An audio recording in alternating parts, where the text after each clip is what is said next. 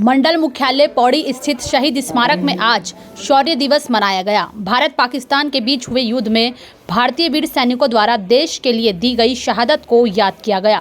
इस अवसर पर 1999 के कारगिल युद्ध अपनी शहादत देने वाले शहीद सैनिकों को आज भावुक रूप से श्रद्धांजलि अर्पित की गई। वहीं स्कूली बच्चों द्वारा वीर सैनिकों के लिए देशभक्ति के गीत गाए गए।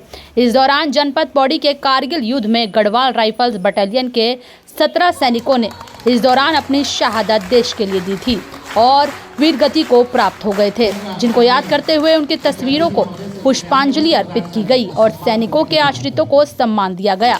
वीर सैनिकों की बहादुरी के किस्से भी सुनाकर भारतीय सेना में अपनी सेवाएं देने के लिए युवा पीढ़ी को प्रेरित किया गया। स्वास्थ्य मंत्री डॉक्टर धन सिंह रावत ने कहा कि पूर्व प्रधानमंत्री अटल बिहारी वाजपेयी द्वारा जो पहल की गई थी, उसी के तहत अब शहीदों को लगातार सम्मानजनक विदाई दी जा रही है। उन्होंने कहा कि आज का दिन गौरव का दिन है। उन्होंने कहा आज युवाओं को देश के लिए शपथ लेनी चाहिए। वहीं कारगिल युद्ध का हिस्सा रहे पूर्व सैनिक बकुल रावत ने कहा, जिस तरह से लगातार सीमा पर आतंकी गतिविधियां बढ़ रही हैं, इनको देखते हुए सरकार को सेना को फ्री हैंड कर देना चाहिए। उन्होंने कहा कि जैसी सरकार सेवा को फ्री हैंड करेगी, एक भी आतंकवादी भारत की सीमा में प्रवेश नहीं कर पाएगा। पौड़ी गढ़वाल से भगवान सिंह की रिपोर्ट।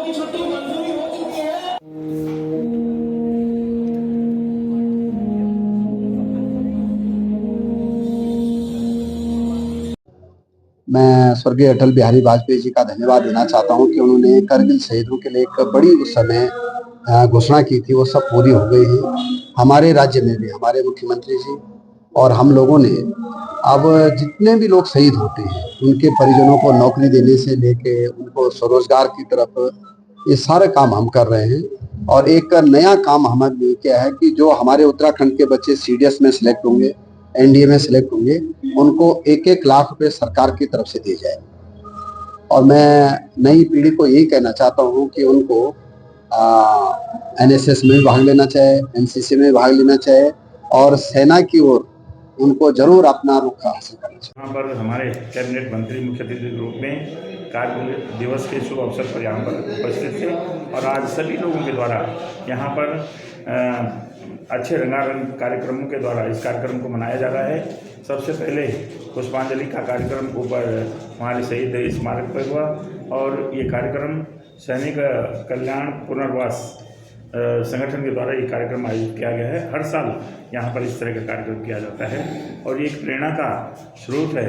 इससे प्रेरणा लेनी चाहिए कि वास्तव में जो सैनिक बॉर्डर पे अपना तन मन न्यौछावर करके हम लोगों की रक्षा करते हैं, तो हमारा कर्तव्य बनता है कि हम उनके लिए कुछ करें। तो इसी रूप में हम कुछ न कर सकते हैं, केवल श्रद्धांजलि तो अर्पित कर सकते हैं। सभी लोगों ने यहाँ पर श्रद्धांजलि अर्पित की है। मैं इस अवसर पर उन शहीदों को नमन करते हुए अपने समस्त क्षेत्रवासियों को कारगिल दिवस की, विजय दिवस की, शौर्य दिवस की बहुत बहुत बधाई अर्पित करता हूँ।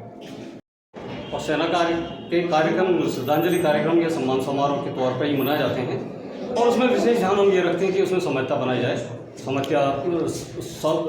तरीके से उसको मनाया जाए, क्योंकि श्रद्धांजलि एक इश्यू हो जाता है और साथ में सम्मान भी एक इश्यू हो जाता है। तो जिनके परिजन अभी हमारे बीच में उनको सम्मान दिया जाता है, तो उसमें पूरा ध्यान रखा जाता है कि उनकी गरिमा का कोई आहत न हो। और इसमें ज़्यादातर बच्चों को आपने देखा होगा स्कूली स्तर पर बच्चों का पार्टिसिपेशन होता है, जिससे उनके अंदर भी देश भावना की, देश से देशभक्ति की भावना जागे। वो इस तरह से उनका प्रतिभाग होता है और बड़े जोश खरोश से वो बच्चे तरह के कार्यक्रम में प्रतिभाग होता है। आपने भी इस लड़ाई को लड़ी है, तो क्या कहना चाहिए? इस लड़ाई में आपकी भी अहम भूमिका। और देशवासियों को कारगिल दिवस की शुभकामनाएं हैं। और ये कारगिल दिवस जब जब आता है तो हमारे रोंगटे खड़े हो जाते हैं। हमें वो मंजर याद आता है जो उस समय हालात हमने झेले हैं, देखे हैं। और उस समय जो पाकिस्तान की हालत देखी है, उनकी गर्दनें काट के जो लाए हैं, वो भी आज हमें याद आता है। जब उनकी गर्दनें हम बिल्कुल ऐसे लाए जैसे कि यहाँ कभी आपने बकरा काटते हुए देखा होगा, एक ही झटके पे अब बिल्कुल ऐसे लेके आते थे जैसे कि बकरे का सर होगा, तो लगा लीजिए। और उसके बाद जब हम ऊपर पहाड़ी में चढ़ाई करी, हमने पहाड़ी में फतह की, तो उस समय ये लगा लीजिए पाकिस्तान के जितने भी दुश्मन थे वो सब उल्टे पाँव लौटने लग गए थे।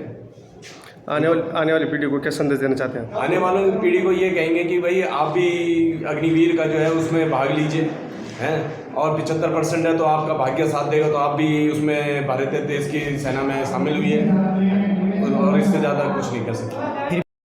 बताइए, एक मुसलमान था वो, इनको शर्म नहीं आती है, अन्य भारत का खा रहे हैं, गुण पाकिस्तान का कर रहे हैं, इनको तो बीच चौराहे में सूली पे लटकाई है ना।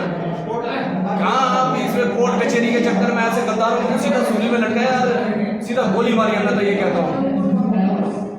बताइए, हमारे 5 सैनिक शहीद हो गए एक पुलिस वाले की वजह से, जिसने कि मुखबेरी की मिलिटेंट से। मैं कह तो रहा हूँ, आप 1 महीने छूट दे दीजिए फौज को, वहाँ जनरल साहब कोर कमांडर साहब को दे दीजिए, पाकिस्तान का नामो निशान मिट जाएगा। ये आपको मैं चैलेंज कर रहा हूँ। और जब जब देश को हमारी ज़रूरत पड़ेगी, आज भी हम रिटायर जरूर आए हैं। शेर और घोड़ा कभी बूढ़ा नहीं होता है। हमें जब जरूरत पड़े, देश को जरूरत पड़ेगी, हम तत्पर तैयार हैं, और उसी जोश के साथ, जिस जोश के साथ हमने कारगिल लड़ाई लड़ी। तो एक सच्ची बात बताता हूँ, हम आपके चैनल से ये ज़रूर कहेंगे प्रधानमंत्री जी को कि आप फ्री हैंड छोड़ दीजिए वहाँ आर्मी को, उसमें कोई पॉलिटिक्स ना करिए, फ्री हैंड छोड़ दीजिए जनरल साहब ने, कोर कमांडर साहब ने। अगर 1 महीने के अंदर मिलिटेंट का नामो निशान हट गया, नहीं हटा, तो आप देखते रहिए, 1 महीने में पूरा सफाया हो जाएगा। आर्मी इतनी कमज़ोर नहीं पड़ी अभी, घर घर में घुस के मारती है, बचाने वाला नहीं मिलेगा इनको। एक बार आप फ्री हैंड तो छोड़ दीजिए। उग्रवादी जितने भी आ रहे हैं पाकिस्तान से, वो अपने आप इतने कांपेंगे कि हमें इंडिया में नहीं जाना है। पर यह है कि अब बीच में पॉलिटिक्स आ जाती है, और जवानों की इसमें गलती नहीं होती है। कुछ ऐसे होते हैं कि जो मुखबिर होते हैं, फौज में नज़र रखे रहते हैं कि क्या कर रही है क्या नहीं।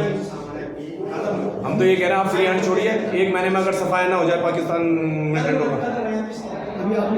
उनके नाम से मैं प्रधानमंत्री स्वर्गीय प्रधानमंत्री श्री अटल बिहारी वाजपेयी जी मैं धन्यवाद करता हूँ, जो उनके परिवार जो होने वाले जो इन्होंने एजेंसी दी है शहीद मंगत भंडारी जी के नाम से, जिस समय खलीसैण में है, और जिससे कि अब काफ़ी लोगों को सुविधा दे रहे हैं। इसमें 4 लोग आते हैं, तो पोखड़ा आता है, और आपका बीरखंड लोग को दे रहे हैं, नैना लोग को इसमें सुविधा दे रहे हैं।